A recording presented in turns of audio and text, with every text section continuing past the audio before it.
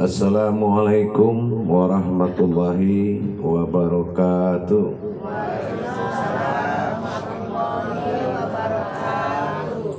Alhamdulillah, alhamdulillahi rabbil alamin. Assalatu wassalamu ala asrafil anbiya'i wal mursalin, sayyidina wa maulana Muhammadin. Asyhadu an la ilaha illallahul malikul haqqul mubin, wa asyhadu anna Muhammadan abduhu wa rasuluhu was-sadiqul wa'dal amin. Allahumma salli wa sallim wa barik wa karim ahzanul nabil karim, ihdinil lazi min jamalika wa innal lazi min jalalika wa innahu fin kitabika wa tahirin wal mujahidina amma ba'du wa ibadullah. Bersyukur kita kepada Allah dengan mengucapkan alhamdulillahirabbil alamin, dengan segala limpahan karunia rahmah dan hidayahnya, serta dengan izinnya juga kita dapat menjalankan segala perintahnya, beramal dan beribadah zahir batin dunia dan akhirat. Bersalam kita tidak akan pernah kita lupakan. Marilah sama-sama kita sampaikan kepada junjungan kita Nabi Allah, Nabiul Akhirul Zaman, Rasulullah Muhammad sallallahu alaihi wasallam. Atasnya kalimahnya kita kalamkan dengan membacakan Allahumma sholli ala sayyidina Muhammad wa ala alihi sayyidina Muhammad.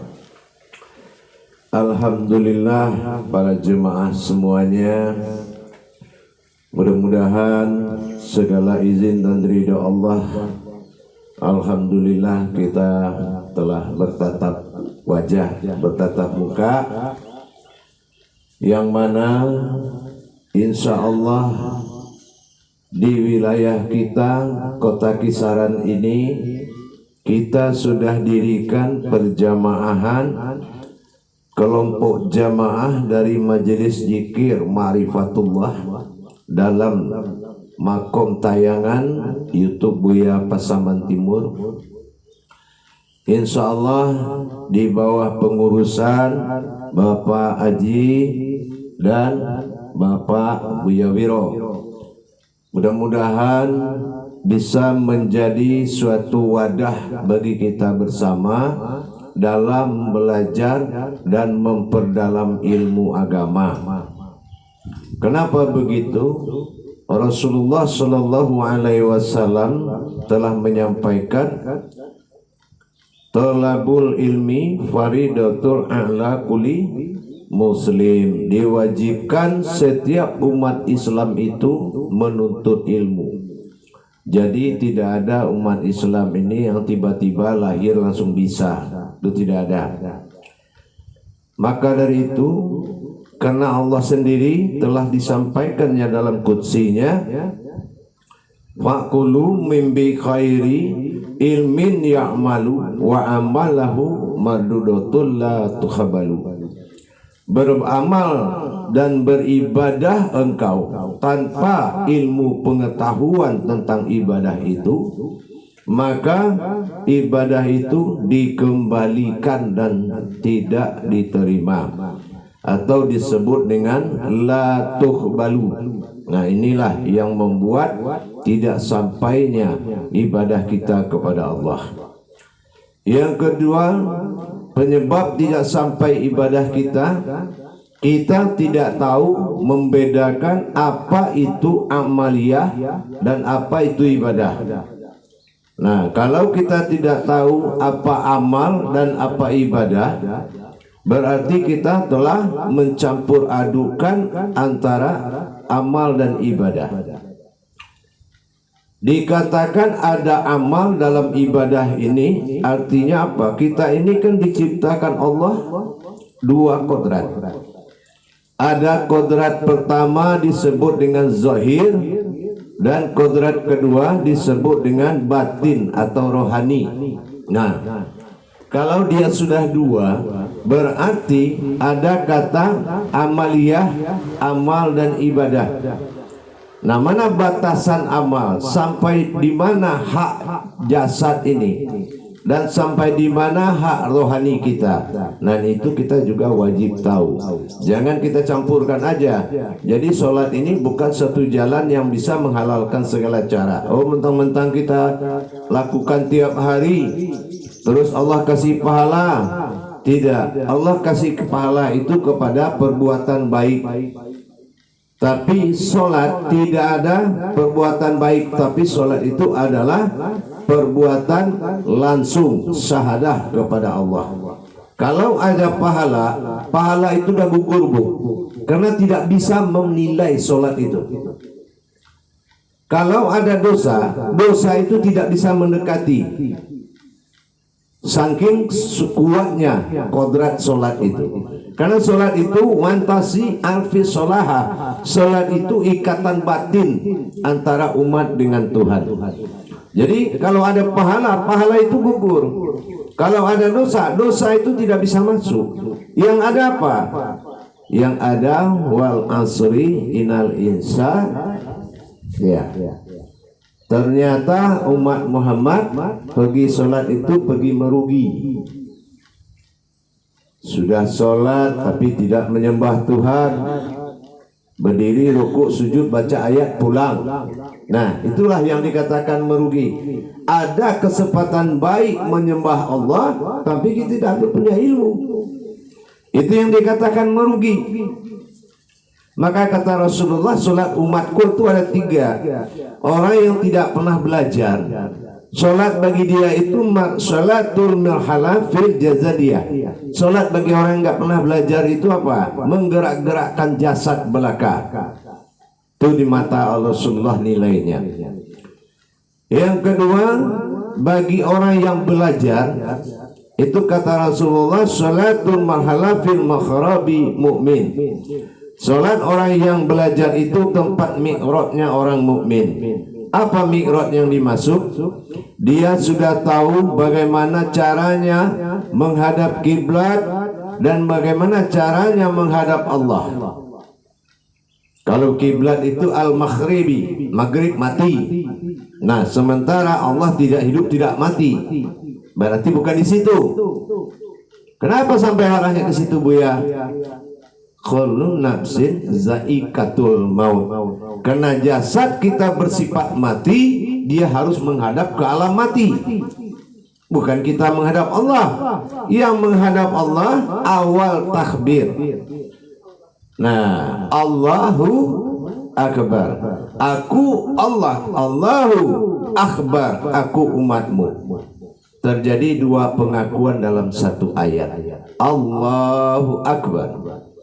Terus kita berpikir lagi, saya kok sholatnya biasa aja, Buya? Ya, kita lihat lagi, apakah dalam pengangkatan tangan ini dia tidak tahu maksudnya apa? Takbir itu adalah nafis isbat. Apa yang dikatakan nafis isbat? Membuang dan menetapkan. Membuang yang batil, menetapkan yang hak. Nah, apa yang dibuang dan apa yang dipanggil hak atau Allah. Nah, di sini kita juga harus tahu. Kenapa sholat itu marhalah mukharabah. Sholat itu adalah perbuatan rohani. Jasmani hanya ifa'alus sholah, dia hanya bergerak saja. Diajak ruku, dia ruku, diajak sujud, dia sujud. Nah, tapi rohani ikhamatis sholah, dia yang menggerakkan. Ini yang dikatakan amal dan ibadah. Jadi kalau kita hayya 'alas sholah, hayya 'alal falah, kita tahu apa yang kita saksikan di saat azan itu. Inilah yang dikatakan hakikat. Apabila ibadah itu telah dinyatakan sebuah hakikat, bukti hakikat apa? Kita nggak ngelihat Allah itu duduk depan kita. Itu namanya sudah hakikat. Ya kan, kecuali Allah itu kayak begini duduk depan kita nungguin. Itu sholat, itu syariat. Maka itu dikatakan salu ra'aitimuni usolli. Sholatlah kamu seperti mengikuti aku sholat. Apa yang mengikuti sholat? Pertama, dia tidak punya jasad Rasulullah. Berarti kita tidak boleh mengandalkan jasad.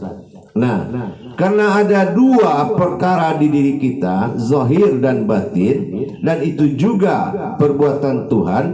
Ifa'alus adalah sifat mengikuti jasad, dan iqamati sifat yang beribadah yaitu rohani.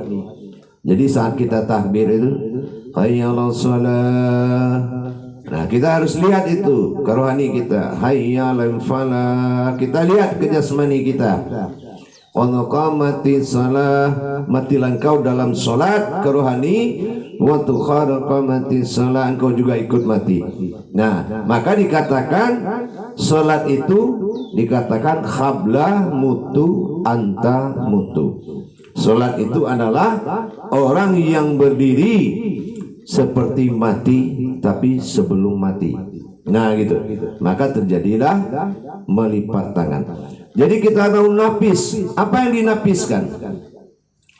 Sebelum tangan ini melewati batas ujung tangan kita, batas telinga, maka kita tidak boleh menyebut Allah. Diam dulu, tunduk kepala ke hati. Allahu Akbar. Baru kita menutup pintu hati supaya tidak didatangi oleh gangguan. Jadi kebanyakan orang tidak memperdulikan itu. Sementara sholat itu af'al dan fi'il, gerak dan yang menggerakkan. Jadi kalau kita ada makna yang kita lihat di dalam gerakan tadi, maka pandangan kita itu semuanya ada makna yang terkandung. Itulah yang dikatakan ibadah.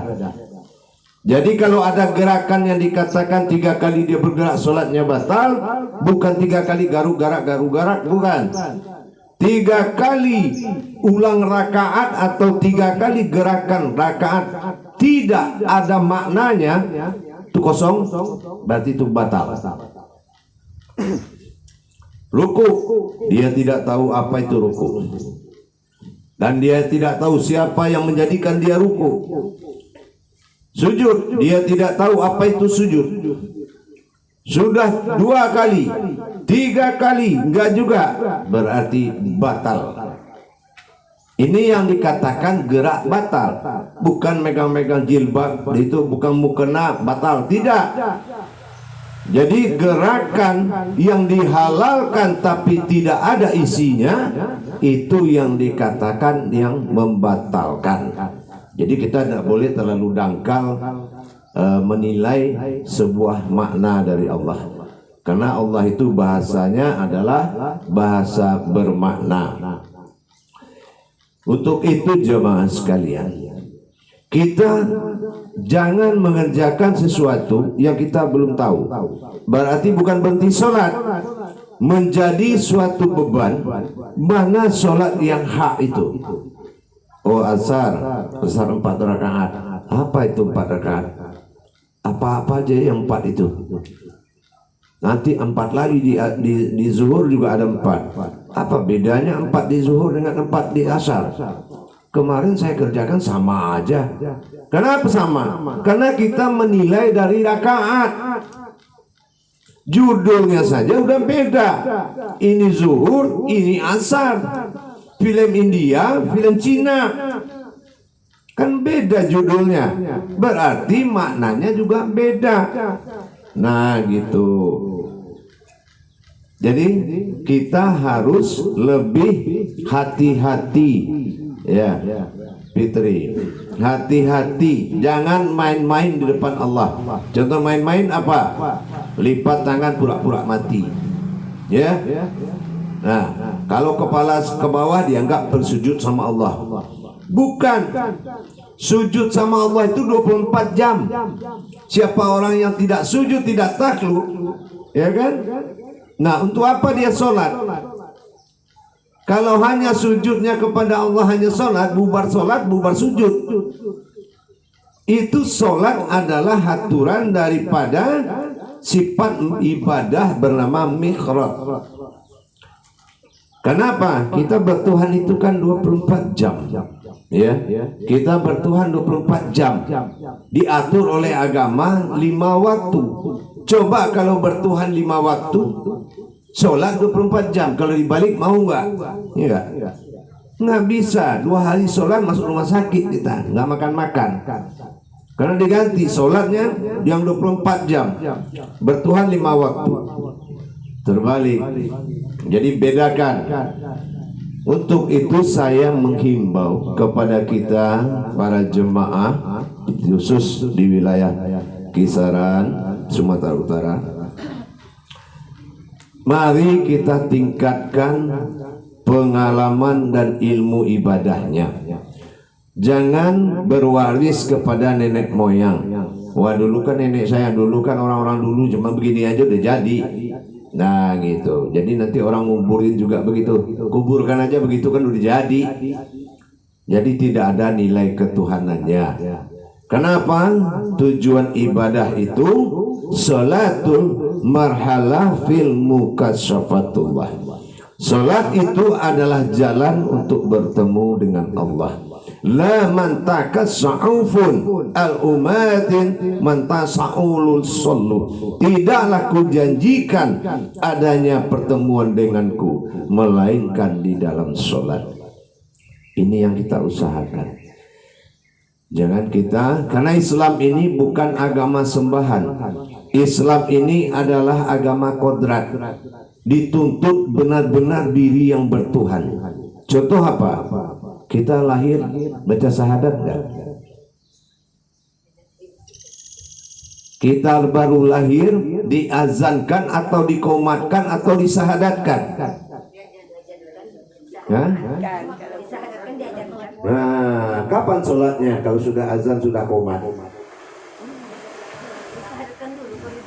Nah, coba diazankan dia komatkan enggak sholat? Apa maknanya?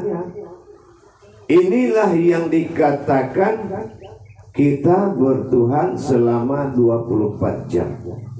Diri kita ini diangkat statusnya bertuhan selama 24 jam.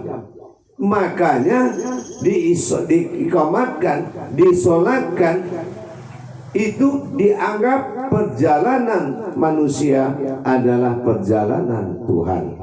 Inilah kedekatan diri. Makanya banyak orang mengkaji sholat itu dengan mengkaji diri. Jadi kalau nggak ada kajian dirinya, orang itu nggak bisa sholat, yakin saya. Tapi kalau dia punya kaji diri, yakin saya, dia bisa sholat. Tapi kalau dia tidak punya kajian diri, dia nggak bisa sholat. Percaya aja. Silakan aja berdiri. Coba dirikan sholat. Tapi jangan berdiri tubuhnya. Bisa nggak? Nah, kan gitu. Nah, itu menandakan belum bisa mendirikan sholat atau ikamatis sholat. Nanti ibu-ibu, bapak pelajari surat Toha ayat 14. Ya, dipelajari dan dipenuhi permintaan ayat itu. Inani Allah, katakanlah aku Tuhan bernama Allah.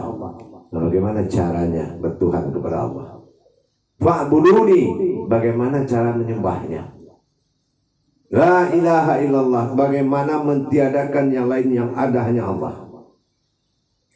Iqimi sholat, bagaimana cara mendirikan sholat. Li zikri, bagaimana mengingat Allah setelah sholat. Nah gitu. Jadi kalau kita sudah pelajari satu-satu dari surat Toha itu, insya Allah itu kemampuan ibadah kita derajatnya semakin tinggi nilainya di mata Allah. Jadi tidak ada yang salah kalau kita tidak bisa, cuma kita merugi. Kenapa kita rugi? Karena kita tidak tahu apa yang kita kerjakan. Mau nggak kawin sama orang yang nggak cinta? Nggak mau kan? Nah, tahu nggak cinta itu warnanya apa? Merah jambu. Merah jambu. Nah, itulah sebuah nilai hakikat tadi. Begitulah kita kepada Allah. Salat itu, adakah kata Allah seorang kekasih menolak undangan kekasihnya? Kenapa Allah katakan salat itu adalah seorang kekasih mengundang kekasihnya? Jadi ada nggak yang berani nolak? Nggak bakal ada, ya kan? Nah, apa yang dimaksud kekasih Allah? Nurani asal jasadmu, nurani cahayaku.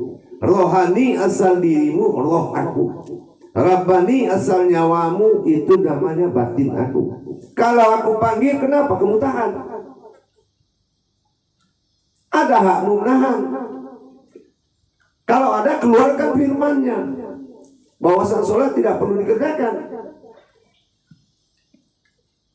Jadi mentang-mentang kita dihidupkan keinsanan kita di dalam kodrat Allah, maka kita tidak boleh melawan kodrat tersebut. Kalau ingin kita diperpanjang usianya. Salatun al-khadratun sa'idun wa minal umur. Salat itu menjaga dan memperpanjang usia. Nah, begitu. Jadi saya harapkan kita semuanya belajar memahami hakikat, karena ibadah itu semuanya hakikat. Tidak ada ibadah yang syariat. Syariat itu amaliyah, mengantar, jadulnya artinya rukun, rakaat. Kalau rakaat adalah syariat, kalau rukun adalah hakikat. Nah, begitu ya, ibu-ibu, bapak semua.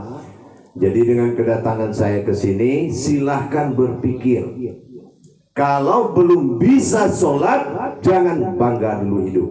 Karena sesungguhnya kamu masuk di alam siksaan Allah. Siksaan hidup ini mengalahkan siksaan neraka tuh. Gitu ya. Nah, ini kalau kita ingin hidup di mata Allah, hidupkan hakikat Allah pada diri kita. Itu. Jadi berusahalah untuk belajar. Nanti kalau mau nonton YouTube silakan. Nah, nanti kalau ingin mendapatkan suatu bimbingan khusus seminggu sekali, silakan nanti bergabung dengan jemaah laki-lakinya. Nanti akan bisa mendapatkan belajar dari rumah lewat HP. Nah, itu langsung dengan saya dari Jakarta. Jadi tiap minggu itu belajar. Nah, gitu. Nanti silakan Mas sama Bu Yawiro atau sama Pak Haji bicarakan. Saya tunggu di Jakarta nanti saya pasti kita ketemu di layar itu. Jadi begitu jemaah semuanya. Mudah-mudahan apa yang kita muzakarohkan ini di dalam sidang berjamaah, mudah-mudahan bisa diambil maknanya. Kenapa? La ikraha fiddin, tidak ada paksaan dalam Islam. Kalau kita ingin meningkat derajat ibadah kita, kajilah ibadah itu. Karena ibadah itu adalah perbuatan diri kita dengan Tuhan. Jadi kalau soal diri dan soal Tuhan kita belum punya ilmu, terus ibadah ini buat apa? Bukankah Islam itu disiapkan untuk mempertemukan Tuhan dengan umatnya? Nah, itu. Jadi kalau sudah kita mengerti mana hak Tuhan di dalam diri, mana diri yang tidak bersekutu dengan Allah di saat naik sajadah, di saat kita menghadap Allah, diri itulah yang dipakai. Kenapa? Karena kita terbuat dari dua kodrat diri. Ada kodrat zahir dan ada kodrat batin. Nanti dicari diri yang meninggalkan mayat itu mana dia? Itu yang cuma bisa sholat. Ya, kalau yang mayat itu dia ngikut-ngikut aja itu. Tapi kalau yang meninggalkan mayat itu, kalau itu yang kita kaji, dialah yang akan bertemu dengan Allah dalam sholat kita. Ya, itulah yang membuat kita menyaksikan pertemuannya. Itulah sholat itu bernama fardu ain. Fardu itu wajib, ain itu menyaksikan. Makanya situlah kusuk kita. Karena ada yang kita saksikan. Nah, makanya Kalau pandangan kita atau pensaksian kita dalam sholat fardu itu kosong, maka gerakan kita lah yang akan membatalkan. Maka di situ juga iblis atau setan mudah menggoda seseorang karena yang digodanya adalah pandangan yang kosong tadi. Jadi usahakan kita mengenal apa sih maksudnya azan ini. Kalau 2 kali diulang-ulang, terus mata hati saya harus melihat kemana. Kita harus mengikuti dengan mata hati kita. Nah begitu ya. Jadi ikutilah pelajaran ibadah bertauhid kepada Allah. Insya Allah kalau hatinya sudah terpanggil, silakan bergabung aja dengan jemaah kita yang daerah kisaran ini. Karena tidak mungkin sering-sering kita pertemuan secara langsung begini, karena saya memimpin 21 negara, Bu. 21 negara. Ya, jadi tidak hanya 2 orang gitu ya. Jadi lihat nanti di YouTube itu berapa tuh banyaknya orang dari mancanegara semua. Mereka itu haus agama, mereka itu haus Tuhan. Nah, itulah yang harus kita penuhi. Mudah-mudahan apa yang kita laksanakan ini memang diberkahi oleh Allah Subhanahu wa taala. Insyaallah. Silakan kalau ada pertanyaan, ini nanti silakan ini apa-apa. Insyaallah.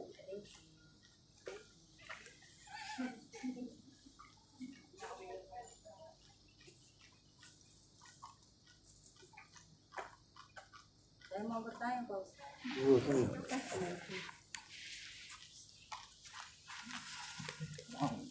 Cuman ini. Oh, gini aja. Assalamualaikum warahmatullahi wabarakatuh, Pak Ustaz. Waalaikumsalam warahmatullahi wabarakatuh. Orang yang rajin sholat bisa berdosa apabila katanya saya dengar tetangganya ada yang tak makan, Pak Ustaz. Karena dia nggak peduli sama tetangga pun itu menjadi dosa bagi orang yang rajin sholat pun bisa berdosa, Pak Ustaz. Apakah benar itu, Pak Ustaz? Iya. Kalau kita melihat dari 2 sisi, kalau kita melihat perbuatan seseorang dari amaliyahnya memang kurang bagus kalau kita mengutamakan hidup itu sendiri, ya, itu tidak bagus, digolongkan amal buruk. Nah begitu ya. Tapi kalau kita mengkaji dari sisi ibadah, perbuatan ibadah itu adalah syahadah ahad, dia langsung menuju Tuhan. Jadi mungkin itu ukurannya, dia sudah apa yang dia jadikan dengan Tuhan itu kembalilah kepada kebenaran dia dengan Tuhan. Tapi kalau masalah dia melakukan sholat terus dia mendapatkan sifat seperti tidak menghargai sesama, tidak punya belas kasihan, mungkin sholatnya juga belum sampai. Ke masjid sampai dia, tapi ke Tuhan nggak sampai gitu. Jadi punya hati tega gitu, punya hati tega gitu kan. Nah itu, jadi itu dikatakan seseorang itu mengalami amal buruk. Kalau di akhirat dia ketemu dengan orang yang wajahnya paling buruk. Ya kalau di akhirat dia ketemu wajah yang buruk. Siapa kamu? Lah masa lupa saya? Saya kan amal burukmu. Amal buruk kapan? Itu waktu kamu nggak ngasih makan orang yang kelaparan tuh. Jadi begini saya jadinya. Terus saya mau dibawa kemana ini? Ke neraka nggak bisa, ke surga nggak bisa. Udah kita sini aja lah. Nah itulah. Tuh ya. Jadi setiap amal buruk dia telah menghamili satu orang. Dia akan ketemu dengan perbuatan buruknya belum tentu orang. Tapi benar dia rajin sholat, rajin zikir, dia akan ketemu dengan orang yang gagah, yang cantik. Kalau laki ketemu yang cantik, perempuan ketemu yang gagah. Siapa? Saya amal baikmu. Waktu kamu pergi pengajian dulu, waktu Pak Buya itu datang, ini itu, gitu. Nah, jadi, oh iya, ya kemana? Ke surga saya tahu tempatnya. Nah, gitu. Amal buruk tidak ada. Mereka mau taruh di mana? Allah tidak menyediakan makom buruk, ya kan gitu. Jadi maka dia akan dibalas dengan keburukan, gitu. Jadi dia akan menjadi makhluk yang tersesat dan terhina seumur akhirat, gitu. Makanya jangan kita memiliki sifat. Kenapa? Di situ Allah juga katakan wa atal ba'da al-kasrah, maka kasrati fil ba'da. Apabila kamu melihat yang banyak, sesungguhnya yang banyak itu berasal dari satu. Tapi apabila kau melihat yang satu, sesungguhnya satu itu banyak, termasuk kamu. Nah begitu. Jadi dia lupa kalau orang banyak ini dia pikir orang lain lagi. Nah gitu. Padahal dia juga umat Tuhan yang butuh perhatian gitu. Makanya hablum minan nas wa hablum minallah. Paham? Paham. Insyaallah. Ada lagi Pak Ustadz. Assalamualaikum Pak Ustadz. Waalaikumsalam warahmatullahi. Bagaimana Pak Ustadz kalau dalam memandikan mayit ini si adik sudah masuk Kristen, sedangkan si abang Islam. Jadi si adik mau ikut memandikan mayat. Jadi bagi yang tahu dia dilarang untuk memandikan mayatnya. Apa itu hukumnya Pak Ustadz? Iya, sebetulnya kalau perbedaan iman itu sebetulnya bukan perbedaan Tuhan, ya, itu iman. Jadi apa hukum yang dilakukan kepada seseorang yang putus ibadah? Putus ibadah itu apabila dia sudah meninggal. Nggak ada orang di akhirat itu sholat dan nggak ada, ya. Berdoa pun nggak didengar, apalagi sholat. Berarti kalau putus hak ibadah dia, maka dia seorang mayit. Nah, apa yang dia lakukan dan pendapatan yang dia lakukan? Kalau memang di lingkungannya umat Islam, laksanakan dengan Islam. Tapi lingkungannya dia Nasrani, laksanakan dengan Nasrani. Kenapa? Agama ini adab, bukan beda Tuhan. Contoh di Al-Quran aja, Injil ada, Zabur, Taurat ada. Kalau orang Nasrani ambilnya Injil dibawa kabur, kurang. Al-Quran udah pontang-panting, artinya sudah berantakan semua. Nah gitu. Jadi kalau ingin melakukan, ambil kesepakatan apa jalannya. Nah contoh yang meninggal itu umpamanya perempuan, iya kan? Nah itu sulit. Tapi lihat dulu kakaknya apa, imamnya siapa. Nah, oh imamnya Islam, pada orang Islam. Sementara keluarga yang laki-laki yang ini yang mayat yang beda iman nggak ada. Oh nggak ada, semua jauh. Oh nggak ada paman-paman dia dari iman yang beda, nggak ada. Silakan selamatkan. Tapi kalau masih ada keluarganya, ahli waris atau kakak, adik dan segala macam paman, maka serahkan kepada ahli waris dia. Begitu. Tapi kalau sudah tidak ada lagi, maka posisi agama Islam menyelamatkan. Makanya Islam itu artinya selamat. Jadi nggak apa-apa diselamatkan. Tapi kalau umpamanya masih ada hubungan yang lain, umpamanya hubungan baiknya di pihak Nasrani, silakan serahkan. Gitu. Umpamanya ada gereja situ, adiknya ini sudah Nasrani, kita laporkan ke gereja. Adik saya sudah Nasrani Pak, tolong makamkan menurut Nasrani, antar.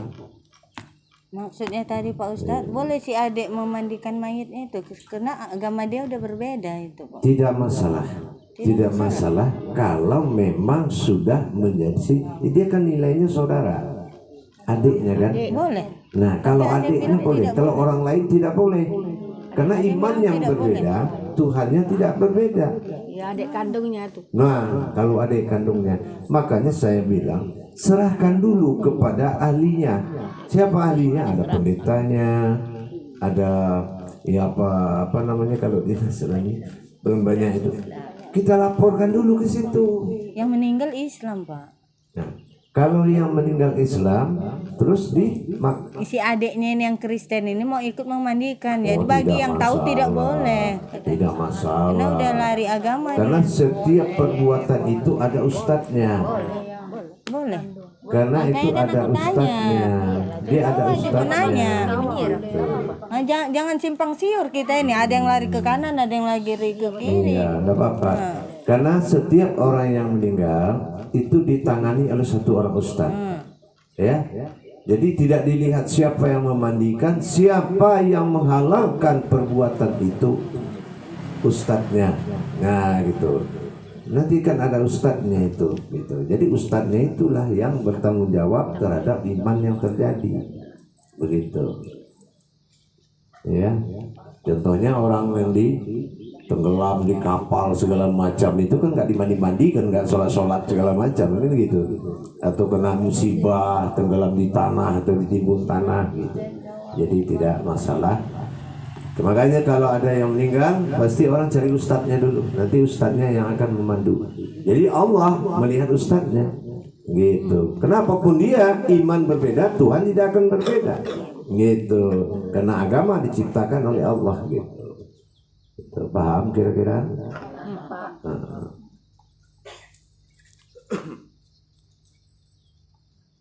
Silakan yang lain. Makasih nenek.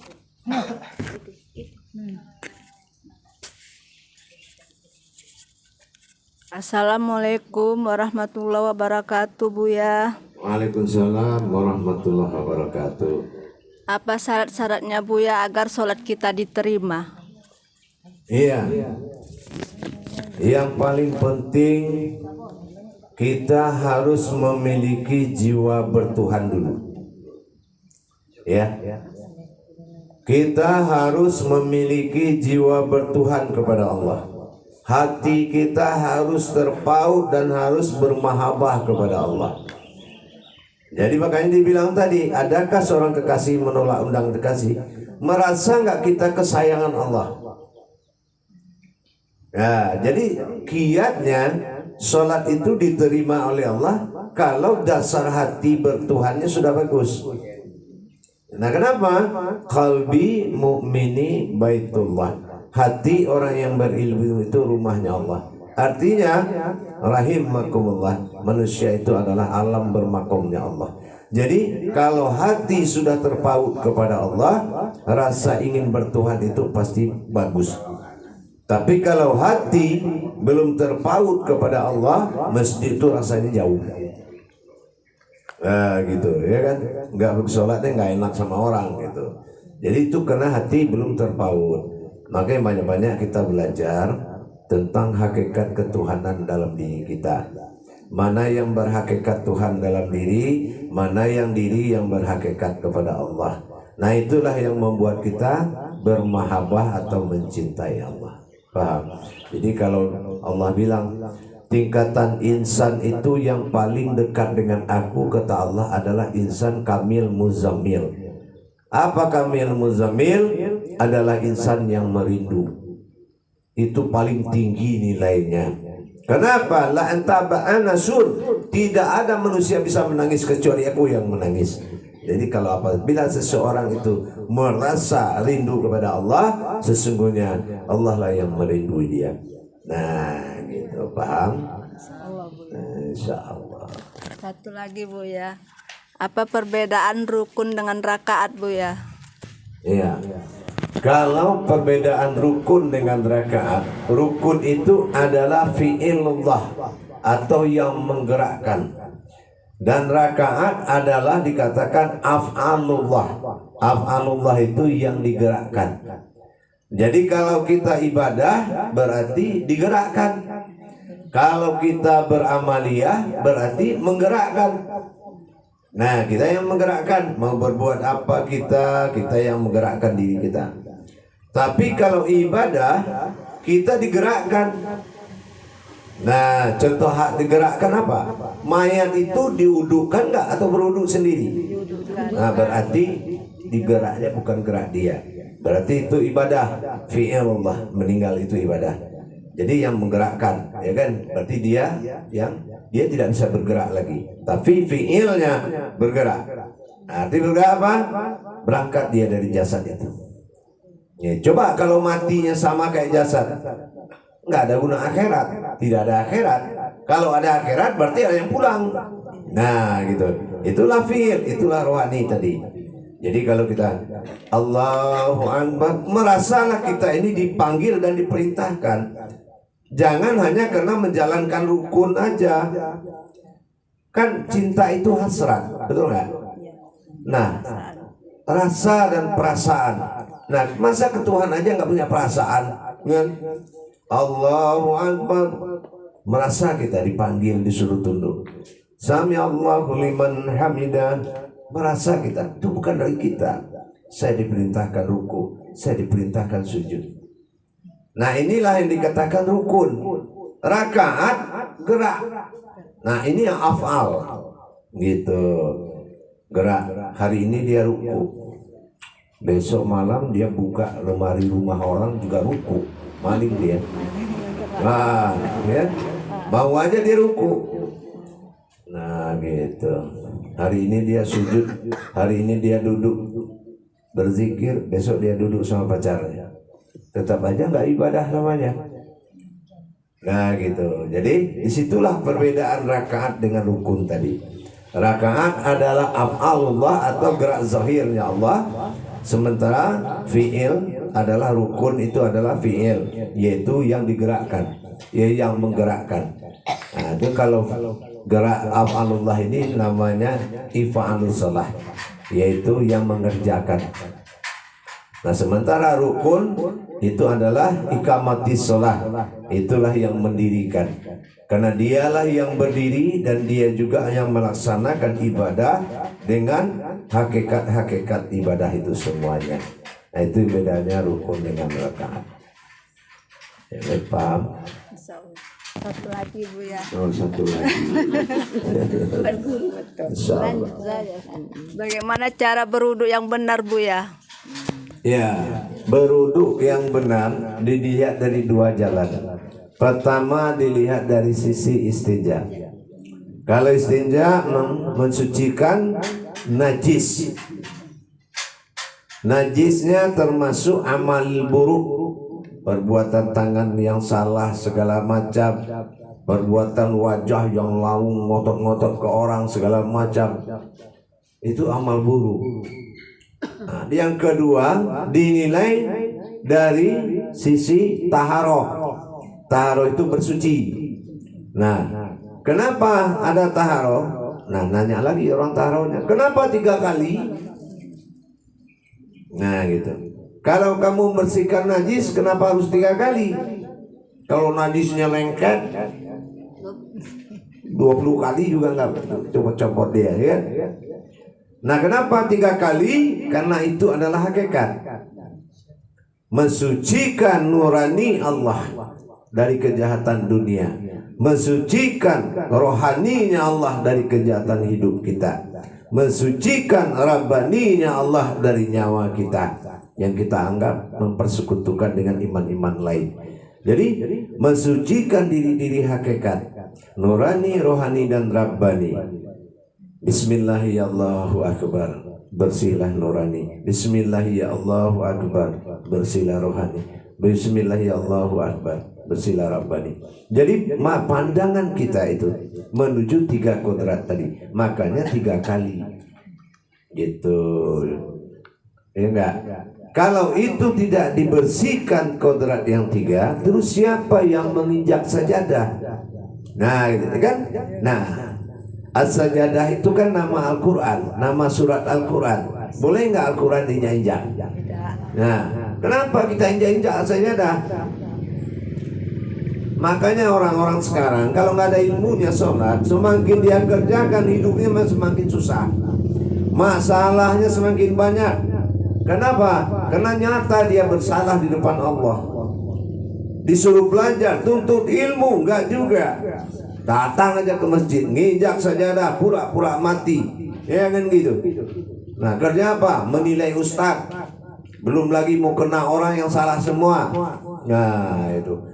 Jadi akhirnya bersalah itu di depan Allah. Makanya orang yang tidak paham itu, kalau ini namanya sajadah atau dikatakan batasan dari surah Al-Quran, di Al-Quran itu ayat ke-23.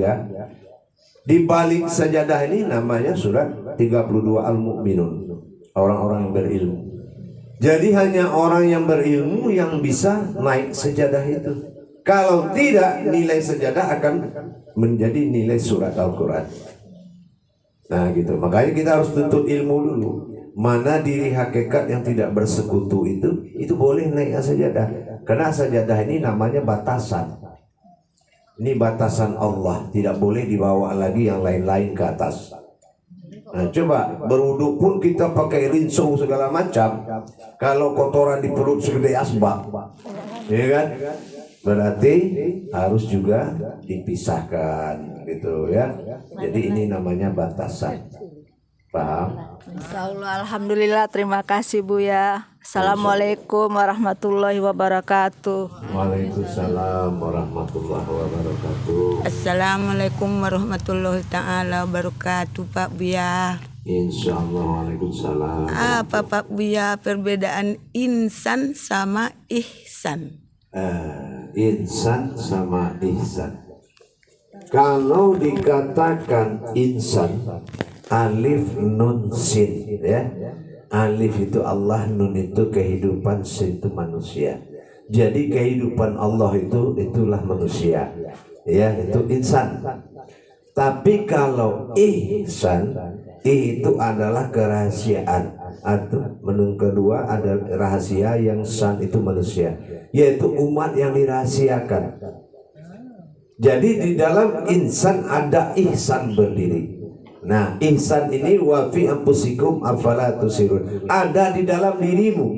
Ini dinamakan diri al-haqullah. Kalau tulisan Allah ini kita lebur, ya, alif ini harkatnya 1, 3, lam 3, 6 dan ha 5, berarti 165. Nah, kalau 165 itu apa? 1 itu adalah ihsan, 6 iman, 5 Islam. Jadi Islam, iman, ihsan. Nah, 5 kali 6 30 juz. Nah, gitu. 165. Nah, kalau kita cari tulisan Allah itu ketemunya ihsan, yaitu diri yang dirahasiakan. Nah, sekarang kalau kita pamannya berzikir subhanallah 33 kali 5 waktu. Berapa 33 kali 5? 165. Benar ketemu kan? 165. 1 ihsan, 6 rukun iman, 5 rukun Islam. Nah, itu dinamakan ihsan. Nah, gitu. Itu yang ihsan. Nah, itulah yang didirikan setelah takbir, Bu. Ya. Syahadat menganjurkan, takbir itu ihram. Syahadat, syahadah, ahad. Syahadat menyatukan, syahadah langsung, ahad menjadi satu. Nah, namanya ihram. Nah, itulah ihram. Berdirilah diriku. Jadi disitulah Allah meminta diri yang Dia jadikan ke diri kita ini supaya datang menghadap kepadanya. Hanya diri Dia itu yang dikatakan ihsan. Beda dengan insan. Nah, kalau insan adalah sifat keumatan bagi Allah. Jadi kalau manusia itu umat Allah, itu dinamakan insan. Nah, insannya Allah. Nah, jadi Allah bukan insan, tapi keinsanan Allah. Gitu. Jadi insan alif nun sin. Jadi kalau kita mati tinggal dibalik, Bu. Sin alif nun sin. Nah, tidak san lagi tapi sin. Nah, Yasin. Nah, ya kan? Dibalik lagi sin. Paham, Bu? Insya Allah. Terima kasih Pak Buya. Insya Allah. Ibu-ibu, jadi Pak Ustadz kalau sejadah kita duduk, boleh nggak Pak Ustadz? Tolong diambil mic-nya. Gini, bagaimana Pak Ustadz, kata Bapak kan tadi sejadah itu batasan. Iya. Itu ayatnya Al-Quran. Jadi kalau sejadah kita duduk, boleh Pak Ustadz? Boleh. Kalau nggak sholat? Nah, kalau sholat ya nggak boleh. Ah. Karena duduk di dalam sholat bukan duduk manusia. Makanya duduk di dalam sholat itu adalah duduk ibadah. Gitu ya. Duduk ibadah.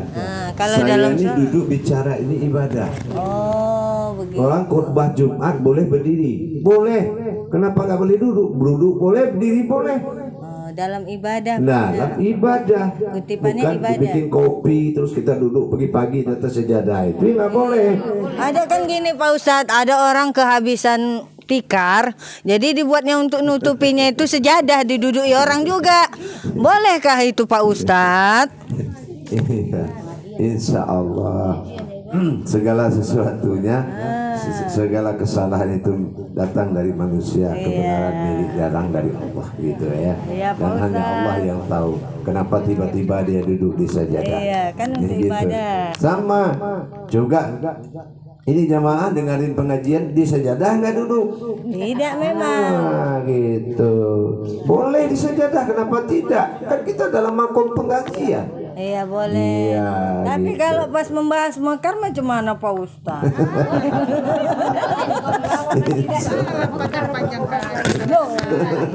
Aduh sadu. Maaf Insya Pak Ustaz.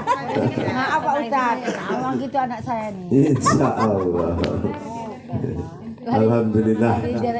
Ya, insya Allah mudah-mudahan apa yang kita bahas tadi tentang hakikat sholat ini mudah-mudahan ada manfaatnya. Kenapun apapun tidak ada yang bisa kita banggakan kalau sholat kita tidak benar. Iya Pak. Itu aja karena amal yang pertama dihisab itu adalah amal sholat.